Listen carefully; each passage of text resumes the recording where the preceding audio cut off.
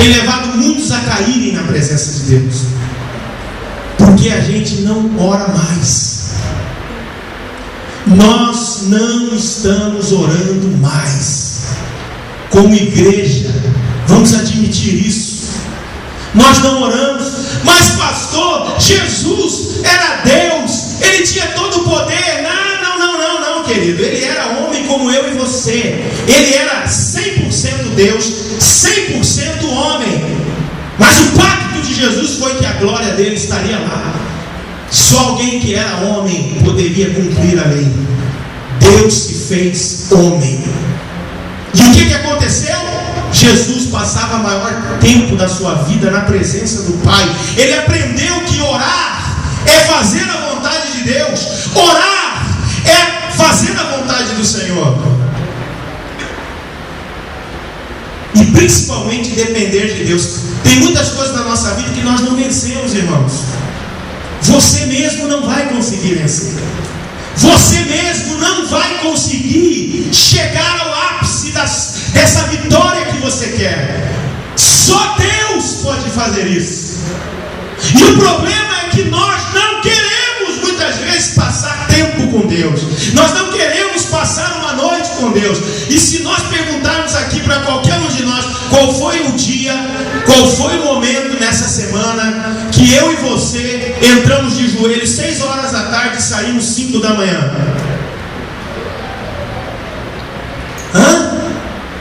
Pois é, mas a gente quer poder.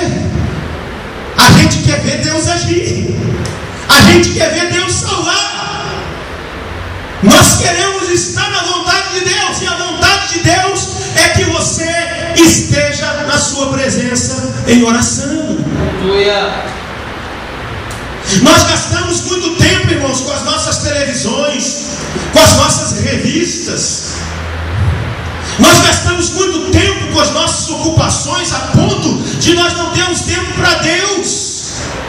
E aí surge uma inversão de valores, porque aí a gente pensa assim: não, Deus vai me abençoar, Deus vai fazer isso, e Deus não sei o que, e bababá, e as coisas não acontecem. Por quê? Porque Deus não está interessado em outra coisa a não ser em você, querido. Deus está interessado em você. Mas eu não consigo, pastor. É difícil porque a gente não orou. Nós não temos tempo para Deus. É a realidade. Nós vamos parar sempre dentro da barriga de um peixe para poder orar. Nós sempre paramos dentro de uma barriga do peixe ou na garganta dele, porque eu acho que Jonas não caiu na barriga por causa do suco gástrico, senão tinha esmigalhado Jonas.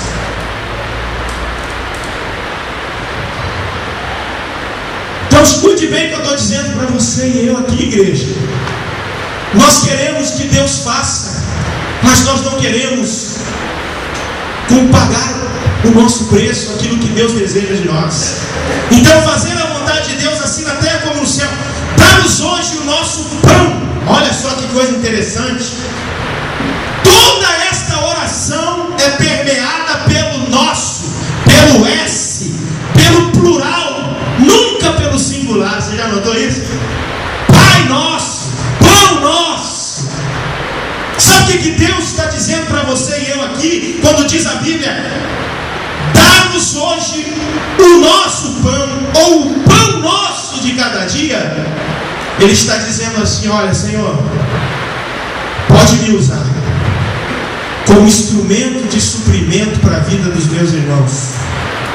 Pode me usar, porque o pão que o Senhor me der, eu vou dividir, eu vou abençoar, eu vou ministrar na vida daquele que não tem. Pão nosso. Você lembra de Caim e Abel, irmão? Essa aqui veio agora. Lembra de Caim e Abel? O que Deus falou para Caim quando ele tinha matado o irmão dele? A primeira coisa que Deus falou para Caim foi assim: aonde está o teu irmão? Aonde está o teu irmão? Quando Caim se apresenta na presença de Deus, Deus fala com ele: aonde está o teu irmão? Você está vendo, irmão? quando eu estou fora da comunidade, quando eu estou fora do relacionamento com os meus irmãos, eu corro o risco de Deus não me receber na sua presença, porque eu tenho que levar comigo os meus irmãos. Isso fala de uma oração intercessória, isso fala de uma oração que não é egoísta. É uma oração, querido, que diz assim: Senhor, eu quero que o Senhor me abençoe, mas eu quero que o Senhor abençoe meu vizinho, abençoe a minha igreja, abençoe os meus irmãos, aqueles que estão precisando. Senhor, é uma oração que leva as pessoas diante de Deus, porque isto glorifica ao Senhor. Agora, se você quiser orar de outro jeito, para que você seja beneficiado, aí é problema seu. Mas a oração que Deus está falando aqui é uma oração que leva as pessoas, que coloca as pessoas na presença de Deus, que leva o necessitado à presença de Deus, que leva aqueles que precisam diante do Senhor. Pão nosso, dá-nos o pão nosso de cada dia. É o suprimento de Deus, é a dependência de Deus, é nós reconhecendo que Deus é o Senhor, que Ele é digno de ser louvado e engrandecido, porque é Ele quem supre todas as nossas necessidades. Amém, querido? A Bíblia diz assim: perdoa as nossas dívidas assim como nós perdoamos os nossos devedores. Amém, queridos? Sem você ter relacionamento com pessoas, um bom relacionamento, isso não vai glorificar o Pai. Sua oração não vai glorificar o Pai. Perdoa, fala de um ponto de ligação. Perdão, ele anula a violência. O perdão anula a ira. O perdão anula todo levante, quebra barreiras entre pessoas, entre famílias. O perdão. Amém, queridos? Então fala de relacionamento. Se eu não me deu bem com as pessoas, se eu não perdoo, a Bíblia diz aqui no versículo 14 ainda: pois se não perdoarem uns as ofensas dos outros, o Pai Celestial também não lhes perdoará. Amém, queridos? E aí, como é que faz? Se eu não perdoo, eu não recebo perdão de Deus. E a Bíblia diz assim: e não nos deixeis cair em tentação, mas livra-nos do mal. Tem gente que ora assim, ele pensa assim, ó: essa oração aqui é para que Deus guarde o meu carro, para que Deus guarde a minha casa. Senhor, livra-me do mal, meu carro não tem seguro, então guarda o meu carro, Senhor. Claro que Deus quer guardar, Deus quer guardar tudo. Mas isso aqui é a oração de alguém que saiu do mal, que deixou o velho homem, a velha personalidade, que saiu da rebeldia e veio para a adoração, para a submissão, e está dizendo: Deus, não me permita voltar atrás, que eu não tenha nenhum tipo de relacionamento com o que é rebelde, com a rebeldia, com a iniquidade e com o pecado.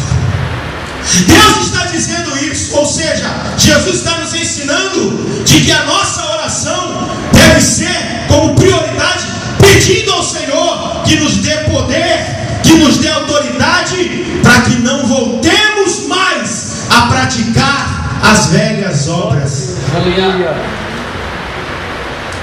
É isso que Jesus está falando aqui nesse texto. Que nós não venhamos voltar a ter uma vida em que o diabo tem apoios, tem alavancas em nós, que ele possa se apoiar, mas que nós possamos dizer como Jesus disse: o diabo não tem nada em mim e eu nada nele. Ele não tem nada. Então que nós possamos orar pensando nisso, pedindo ao Senhor que nos guarde de voltarmos a ter uma velha natureza ressurreta nas nossas vidas.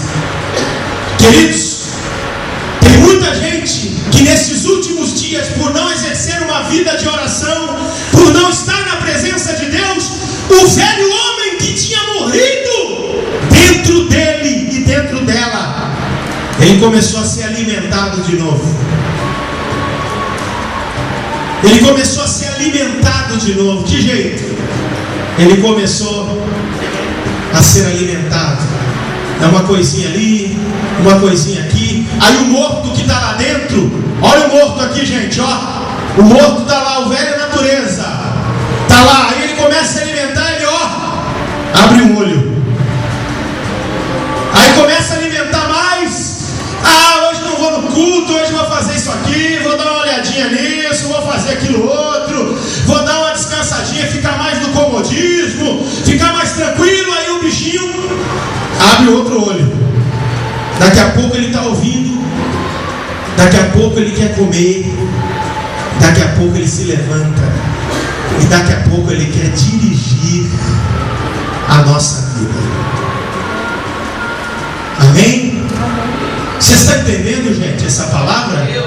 Você está entendendo que Deus não quer que você retroceda? Se tem uma coisa que você deve orar nesses últimos dias, querido, isso aqui é profético para a minha e para a tua vida. Se você quer um motivo para orar, ore para que a sua antiga natureza nunca ressuscite dentro de você.